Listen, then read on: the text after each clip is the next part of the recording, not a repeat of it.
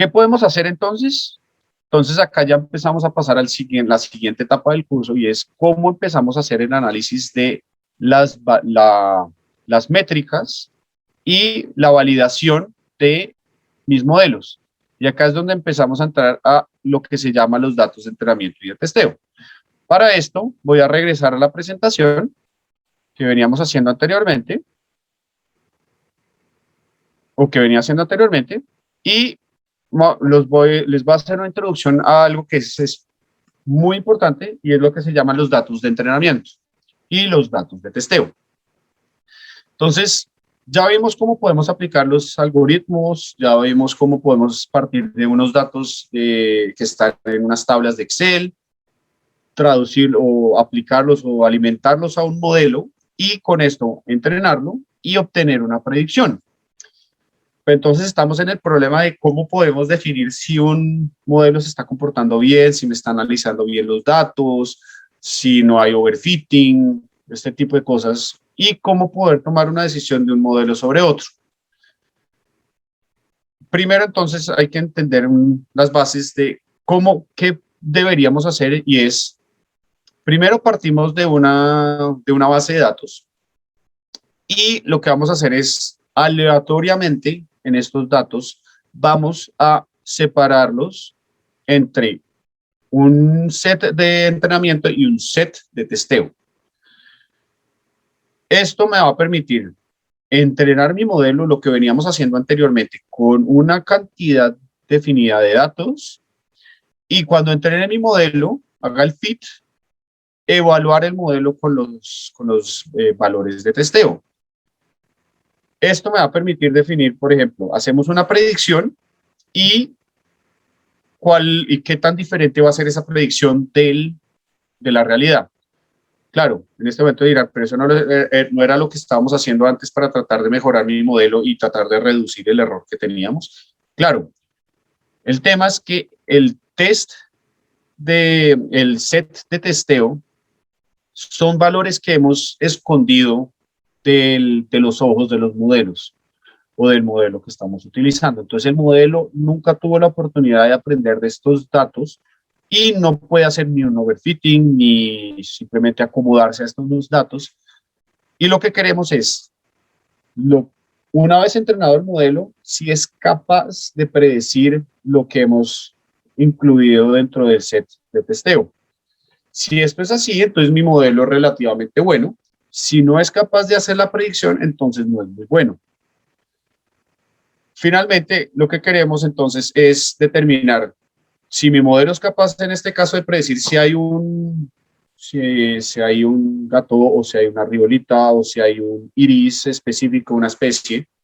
Y finalmente, determinar cuál es un valor final de precisión, darle una nota final y determinar si es suficientemente decente mi modelo o no. En este caso, en el gráfico que tenemos, el modelo recibió un valor de 67%. ¿Qué significa esto? Es capaz de predecir valores. Entonces, por ejemplo, si recibiera un valor de 50, tiene la misma probabilidad de escoger datos correctos que incorrectos. Entonces, siempre estamos buscando valores mayores a 50%. Un valor decente caería entre 70 y 80%. Y eso es lo que vamos a ver. Pero por ahora, lo que quiero que entiendan es, podemos darle valor o notas, examinar nuestros modelos y darle nota a nuestros modelos para definir si podemos utilizarlo o no. Entonces, usualmente, ¿qué se hace? Porque podrán preguntarse, bueno, ¿y cuántos valores debería incluir dentro del set de entrenamiento y dentro del set de testeo? Lo que usualmente se utiliza es dividir mi set entre un 80% del total para entrenamiento y dejar apenas un 20% del total para el testeo. Sin embargo, esto no está escrito sobre piedra en ningún lado, no hay ningún mandamiento que diga hay que hacerlo de esta forma, sino esto es una recomendación. Hay gente que, por ejemplo, a veces utiliza el 75% del total para el entrenamiento, o hay gente que utiliza mayor del 80%. Lo que quiero que tengan en cuenta al hacer esto es, entre más, mejor dicho, entre menos información mi modelo tenga, menos va a tener con qué entrenar. Entonces, esto acá ya empieza un juego de cómo podemos analizar esto. Y por eso se trata de mantener alrededor de un 80% del total como parte del entrenamiento.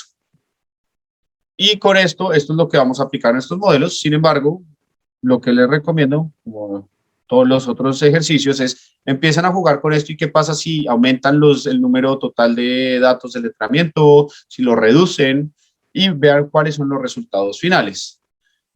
Y básicamente, ¿cuál es el objetivo?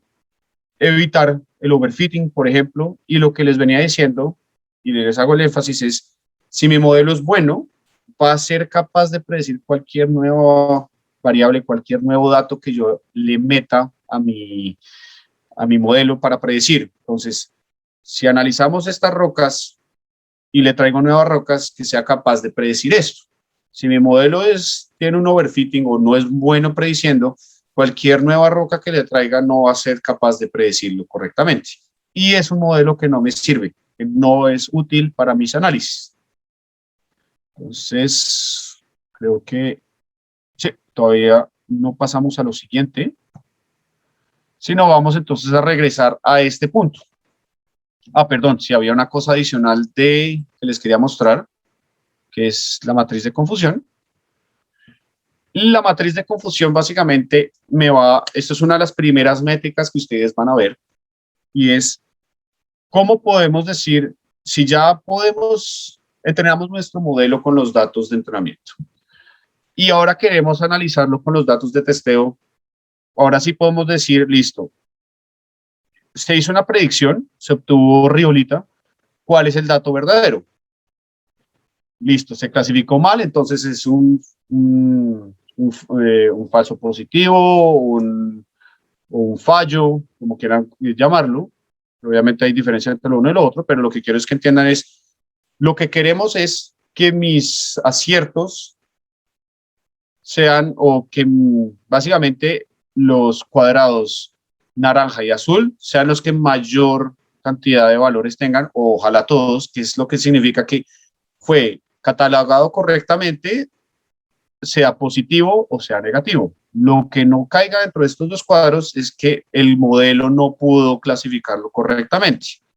A partir de esto se pueden utilizar diferentes métricas adicionales, que es, por ejemplo, la precisión o la precisión de la clase 1, lo que se llama el recall, y este tipo de cosas nos permite hacer un mayor análisis, un mayor entendimiento de mis datos o de mi modelo para decir, listo, está comportándose correctamente o no se está comportando correctamente.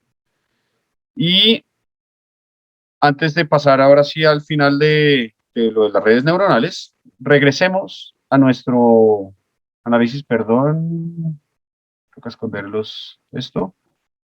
Regreso a donde aquí.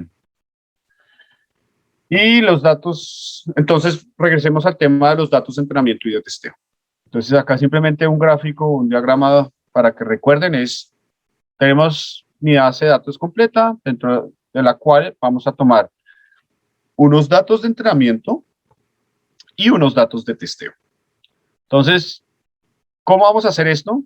Pues, afortunadamente, y lo que les digo, muchas librerías de Python ya están creadas para simplificarnos la vida, dentro de lo cual hay y seguimos utilizando la librería de scikit-learn, hay una cosa que se llama el Trained Test Split.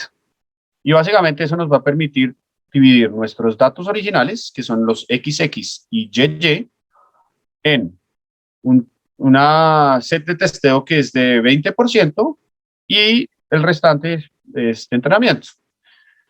¿Qué estamos aplicando acá? Y tal vez lo habían visto anteriormente, el Random State 42 simplemente nos permite mantener siempre los mismos datos.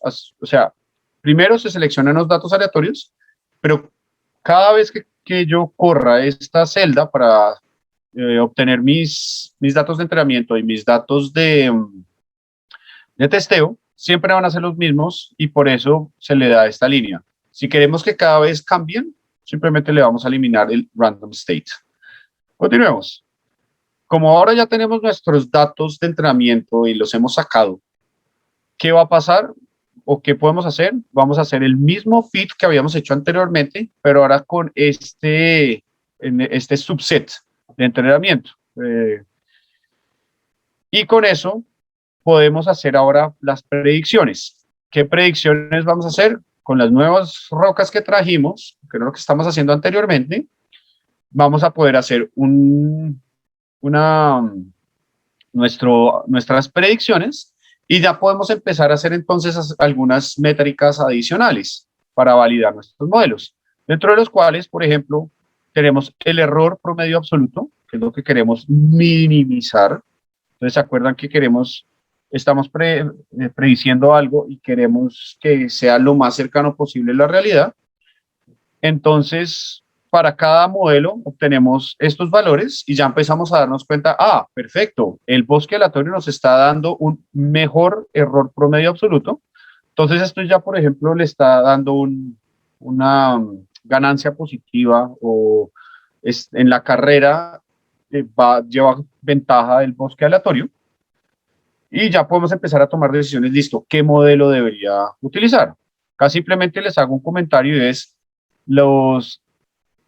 las redes neuronales a veces uno oye que son muy buenas, que hay que aplicarlas, no siempre, no siempre, y por ejemplo en este caso ustedes se dan cuenta que las redes neuronales no se comportan tan bien como los bosques aleatorios para este tipo de datos, para esta base de datos que estamos utilizando.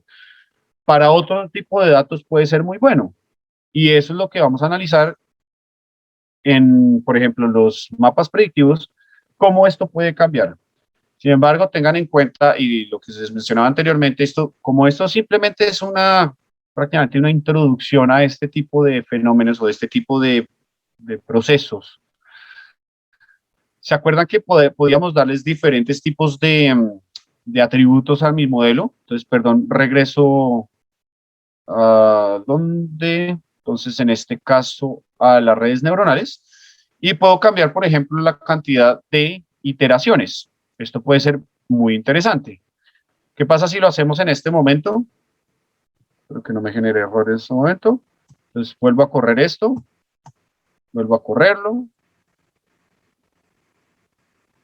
vuelvo a correr, vuelvo a correr, vuelvo a correr, y vamos a ver si va a haber algún cambio en mis resultados. En este caso no tengo ningún cambio en específico, pero la idea es que ustedes empiecen a jugar con esto para tratar de obtener un mejor resultado. Y la idea es empezar a jugar con todas estas propiedades que le estamos dando a los modelos para obtener mejores resultados. Sin embargo, continuemos. Entonces, ¿recuerdan la matriz de confusión? Entonces, en este caso ya no tenemos solo dos o cuatro cuadraditos, sino en este caso tenemos 9, porque tenemos 3 categorías, que son la dacita, la riolita y la otra roca. Y queremos ver cómo nuestro modelo es capaz de clasificar las rocas nuevas que trajimos.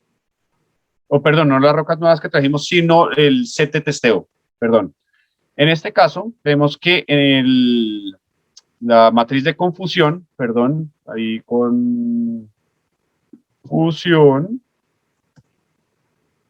bueno, confusión, perdón, confusión, nos está dando unos resultados bastante decentes, pero vemos que, por ejemplo, para el caso de la clase número 1, no está siendo capaz de predecirlo correctamente. Entonces, en el eje Y, en el eje X, por así decirlo, eso es lo que se predice y está prediciendo 13 casos, 13 líneas como como 0, cuando realmente deberían ser 1. Entonces vemos que si bien el modelo en los otros casos se comporta relativamente bien, vemos que hay un problema con el caso de la clase 0. ¿Qué pasa si ahora vamos a la matriz de confusión del bosque aleatorio? Entonces, RFC por sus siglas en inglés. Y vemos que ahora, una gran diferencia. Entonces, en este caso solo hubo 4 por así decirlo, falsos positivos en este caso, y aquí la predicción para en estos casos solo hubo tres, que es relativamente decente si comparamos en porcentaje con el resto. Entonces, en este caso, por ejemplo, tomaríamos 4 dividido 15 y nos daría un resultado relativamente decente. ¿Qué pasa si ahora analizamos para las redes neuronales? Vemos que acá hay un problema y es las, eh, las redes neuronales también tienen un problema similar como los otros y ese es el problema que estamos teniendo, o pues por eso es que los bosques aleatorios tienen un mejor resultado. Listo, entonces, haciendo el comentario sobre esto, es importante que analicen, por ejemplo, si ustedes cambian los resultados. Entonces, en este caso, las iteraciones del modelo son de 150. ¿Qué pasa si uno lo cambia a 100? Entonces, en este caso, incluso el mismo software empieza a decir, no, no ha habido una convergencia aún, debería aumentar la cantidad de iteraciones. Cuando ustedes hacen eso, por ejemplo, cambia, 150 es ya permite al modelo converger, ya no hay necesidad, por ejemplo, de hacer más iteraciones. E incluso en este caso, el caso de los bosques aleatorios, podemos cambiar la cantidad de la profundidad de los árboles. Por ejemplo, podemos hacer un 4 acá, podemos hacer un fit, y si vamos a la matriz de confusión, vemos que incluso mejora aún más. Entonces esto puede ser bastante interesante, incluso podemos hacer rápidamente el análisis acá. Vemos que con 150 iteraciones en las redes neuronales, incluso perdimos un poco del error, o el error aumenta, pero por otro lado, miremos qué pasa con los bosques aleatorios. El error baja a 0.05. Entonces, con esto ustedes ya empiezan a darse cuenta, listo, cuál es la gran ventaja de comparar modelos y determinar cuál puede ser mejor para lo que queremos utilizar. Entonces, con eso ya ustedes empiezan a tener un poco de bases de cómo tomar decisiones sobre qué modelo puede ser más interesante a favor de los resultados. Entonces, con eso voy a pasar a la presentación nuevamente y comentarles una última parte de lo de las redes neuronales para hacer un poquito de análisis. Y es básicamente las redes neuronales que ustedes venían viendo anteriormente. Tenemos los atributos de entrada. Entonces, tenemos atributos de entrada, atributos de entrada. Acá estamos haciendo simplemente un zoom en uno de los nodos. Entonces ya no estamos viendo todo el complejo, toda la estructura de las redes neuronales, sino simplemente uno de los nodos, que son las neuronas. Y cada punto acá, cada triangulito, son los inputs o los datos de entrada, que en este caso asumamos que son, o bueno, en este caso, como estamos simplemente con redes neuronales simples, que significa que solo tenemos una capa oculta. Entonces, todos estos triángulos son los datos iniciales de entrada, los atributos que estamos utilizando. Y cada flechita que les venía mencionando anteriormente, se le asigna un peso. Entonces, W1, W2 hasta WN para todos los X1 hasta XN. Todo esto se va a sumar, por eso tenemos acá este puntico que es una sumatoria, y dependiendo de la sumatoria, si esto supera un margen que podemos definir dentro de las redes neuronales, podemos efectivamente utilizar entonces la señal de esta neurona, aplicar una señal de activación y con esto llevar una nueva señal a mis datos de salida. Esta variable o esta función de activación es lo que de pronto ustedes van a oír o han oído, que es, por ejemplo, una señal de activación sinusoidal o tangencial. Esto lo podemos modificar, podemos darlo dentro de los atributos, entonces podría ser interesante que ustedes empiecen a jugar por eso. Entonces, vuelvo y les recomiendo, igual al final o cuando ustedes estén viendo este curso, van a tener los links, por ejemplo, a las referencias dentro de Scikit-Learn de cada, de cada módulo o de cada librería. Y la idea es que ustedes revisen qué parámetros pueden cambiar ahí. Uno de estos, lo que les digo, es la función de activación. Y al final, lo que queremos es toda esta sumatoria. Antes de la señal de activación es la sumatoria que les venía diciendo, entonces W1 por X1 más W2 por X2, y esto tiene que ser un superior a lo que vamos a llamar un bias. Bias es, hagan de cuenta, queremos agregar un poco de error, un poco de aleatoriedad a nuestros modelos para permitir que el modelo tenga ciertos filtros de señales que no son relevantes o que simplemente afectan un poco y filtrarlas. Lo que significa que al final, si esta señal, si el umbral no se pasa en estos puntos, en estos nodos, no hay señal de activación y no hay entonces señal que me afecte la salida, mi variable objetivo. Entonces, esto puede ser cero y al final lo que queremos es encontrar la mejor relación entre todas estas señales de salida que me afectan a mi análisis o mi dato de salida, que asemeje los datos que va a predecir y la realidad. Como nota adicional, les comento, estas son redes neuronales artificiales simples, Deep Learning, que probablemente lo han oído, que les comenté anteriormente, que es lo que se utiliza para reconocimiento facial o reconocimiento de caligrafía, este tipo de cosas, emplea capas ocultas que son mayor a 1. En este caso solo estamos utilizando una, que era lo que estamos mirando anteriormente, pero podemos empezar a agregar más capas ocultas, que nos permite identificar patrones más complejos entre todos mis datos de entrada. Tratar de entender toda la funcionalidad que hay dentro de esto no tiene sentido, como por así decirlo, porque es muy complejo. Lo que quiero que entiendan es, a partir de unos datos de entrada, afectamos unos neuronas que me analizan estos patrones, estas relaciones entre los datos de entrada para producir una salida. Y al final obtenemos un valor de salida. Y la idea es tratar de obtener el menor error posible.